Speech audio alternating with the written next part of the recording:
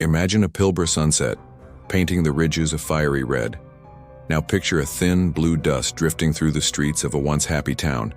It looks like a mist, but it's deadly. How did a dream town become forbidden ground? And who paid the ultimate price for industrial success? This is the story of Wittenoom, a tale of hope, a fatal mistake, and a long, difficult reckoning with the past.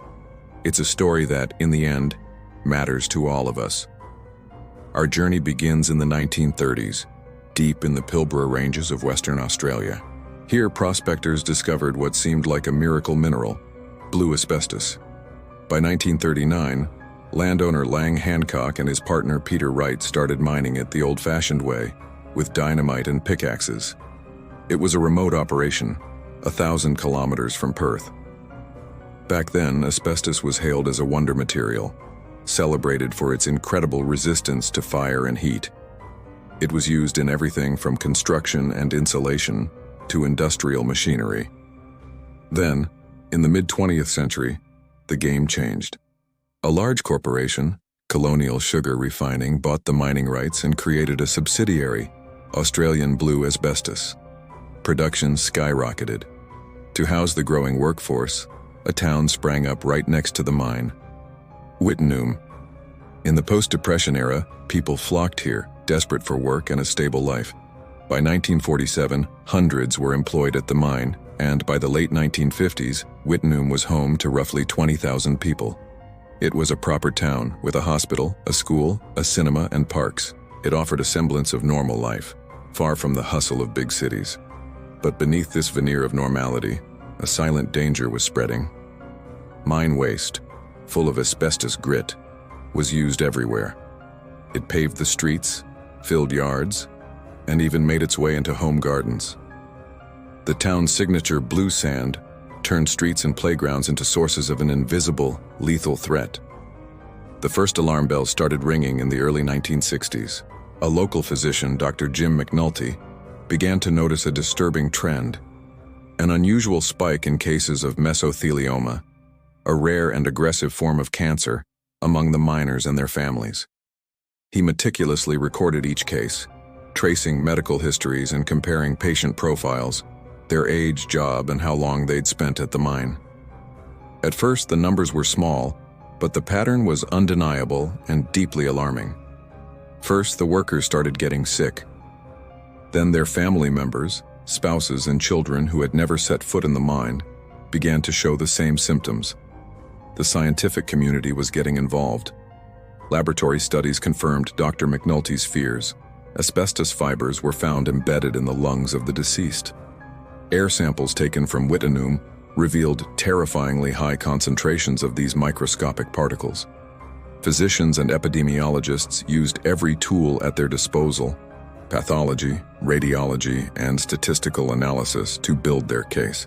They correlated timelines, mapping the increase in mine production and the widespread use of asbestos waste against the horrifying spike in deaths. The conclusion was inescapable. The town itself was poisoning its residents.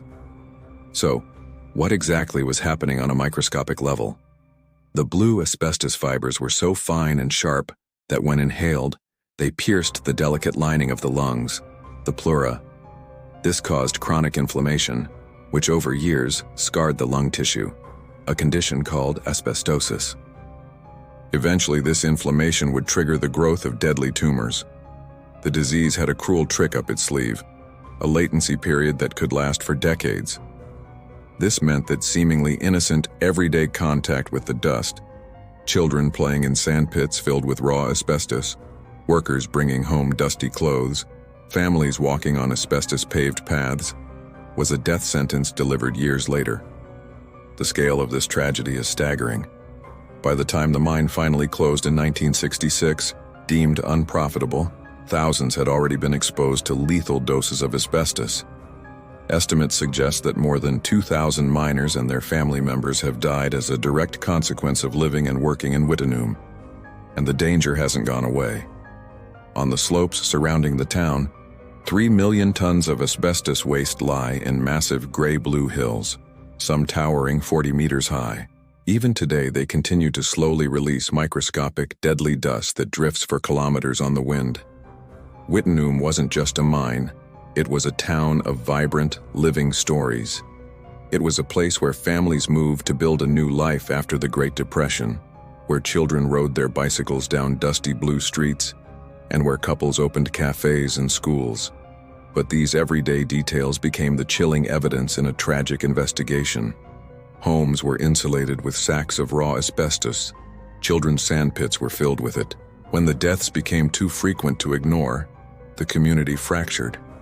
Some residents clung to their homes and their lives, refusing to believe the town they loved was killing them. Others, faced with the loss of friends and family, began to fight, demanding recognition of the danger and compensation for their suffering. The evacuation process was painful and protracted. The state government began buying up houses, cutting off essential services like water and electricity, and eventually threatening forced removal for those who refused to leave. Many left with a deep sense of bitterness, abandoning their homes and memories with no real chance of ever returning. A handful of determined residents chose to stay, living off-grid without basic utilities. They became guardians of the town's memory, demanding a full cleanup and holding the corporation accountable. It wasn't until the 2020s that the very last inhabitants finally left. Their powerful testimonies are living proof of how the pursuit of industrial profit can shatter families and leave a legacy of loss.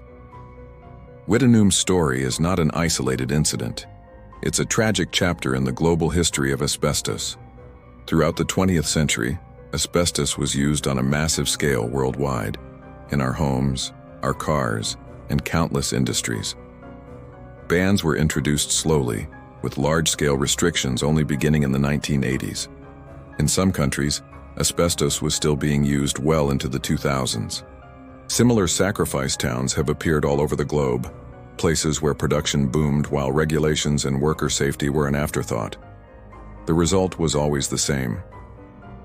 Wittenoom's history forces us to confront a critical debate. How do we balance industrial progress with environmental and human health? What does this story teach us today? First, it reveals the devastating cost of unchecked industrial ambition. Hidden dangers can lie dormant for generations, only to surface with catastrophic consequences. Second, Wittenoom is a stark reminder of the vital importance of preventive medicine and rigorous workplace safety monitoring. The practical lessons are clear. We need strict dust control standards, early diagnosis of occupational diseases, and effective programs to clean up and rehabilitate contaminated land. But a huge question remains. Who is responsible for cleaning up this toxic legacy?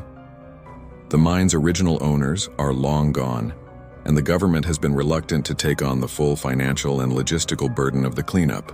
This raises complex legal and ethical questions about corporate responsibility, compensation, and environmental remediation. Questions that we as a society must answer. Wittenoom is more than just a ghost town on a map.